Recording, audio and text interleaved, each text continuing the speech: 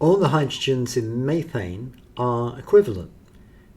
Taking any one of them and substituting it with the chloride gives the same compound, chloromethane, or methyl chloride. Methyl chloride contains a methyl group.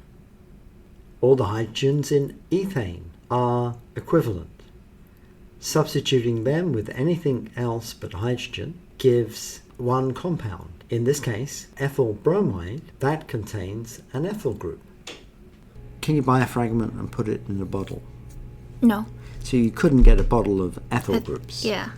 But can you get a bottle of ethane? Yes. Yes, it's a gas, but you can get a bottle of ethane. So how do you define alkyl fragments? A fragment is just part of something else. Okay. Specifically, an alkyl fragment is something that's just a hydrocarbon, part of something else. Or non-aromatic hydrocarbon, I should say. Propane has two different types of hydrogens, and that means in substitution reactions where a hydrogen is removed and placed by something else, there are two different isomers that can form, n-propyl and isopropyl. The situation is more complicated for butyl groups. What's really confusing about this is that there are two isomers of butane, and both of them can give us butyl groups. Substitution of a hydrogen on the terminal carbon of normal butane, for instance with OH, will give n-butanol, and that contains an n-butyl group. That jagged line there means I've just cut it off. Substitution at one of the internal carbons gives secondary butyl alcohol. Okay, so basically this one, the carbon is a secondary carbon. When it's attached to the secondary carbon, it's sec. Yeah. Secondary carbon, so it's sec. Okay. Sec. Now let's talk about fragments from isobutane. If it's a tertiary butyl group, it's attached here, and there's 1, 2, 3, 4 carbons. You agree? So it's attached like here, right here where the line is? Yeah, and that carbon that it's attached to, when it's attached to another carbon, it becomes quaternary. Okay. When it's attached to a hydrogen or another atom other than carbon, it's tertiary. So I guess tertiary means that it's attached to 3 carbons. So in this case, it's like 1 carbon with 3 lines out. Yeah. Okay. That's right. If we attach to the primary carbon, then the branch is further back in isobutyl. If we attach to the primary carbon and the branch is 1 carbon behind, it's an isomer of a butyl group. It's isobutyl. Isobutyl, okay.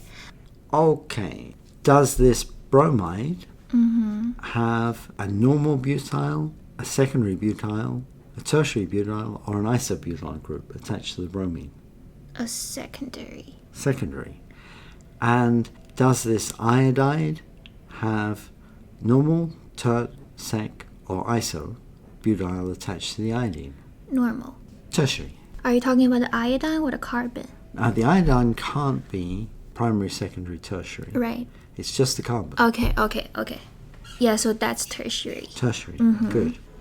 And the final one here, when a chlorine is attached to this group, is that primary, tertiary, sec, or iso? Iso. It is iso. Good. So chemists frequently will write a little t and then a butyl, or a little n and then a butyl, depicting all these isomers.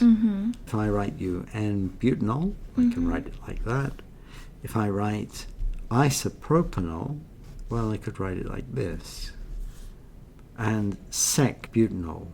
Let's do sec. Oh, yeah, I could write it like that. Sec. Then what's the last one? Ethanol. Okay. Ethanol in alcoholic drinks. Tertiary butyl methyl ether. You could draw that, yeah? And diethyl ether. Isopropyl twice on an oxygen is diisopropyl ether. This is tertiary butyl and then isopropyl. You could draw all these. And then it gets a little bit more tricky when you have amines there, but not too much more tricky. Let's draw tertiary butyl methyl amine. Mm-hmm. Or triethylamine, isopropyl amine,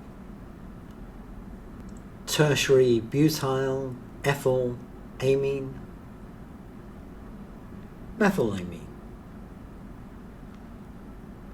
And then with sulfides, sec-butyl methyl sulfide, tertiary butyl ethyl sulfide, isobutyl methyl sulfide, smelly dimethyl sulfide, methyl n-butyl sulfide. Thank you for your question, Sally, and thank you to everybody who's listening. Bye-bye.